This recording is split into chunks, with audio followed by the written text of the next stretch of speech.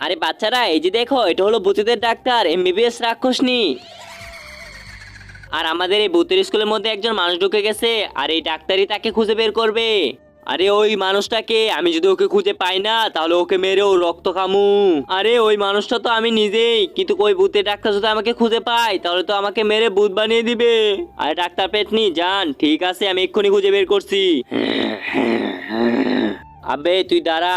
ঠিক আছে ডাক্তার সাহেব, দাঁড়াচ্ছি। দেখি তো তুই ভূত নাকি মানুষ। আরে এ কি, তোমার তো হার্টবিট চলতেছে না, তার মানে তুমি একজন ভূত। তো বসে পড়ো। ঠিক আছে ডাক্তার। আবে এবার চল, তুই দাঁড়া। হ্যাঁ ঠিক আছে, দাঁড়াচ্ছি।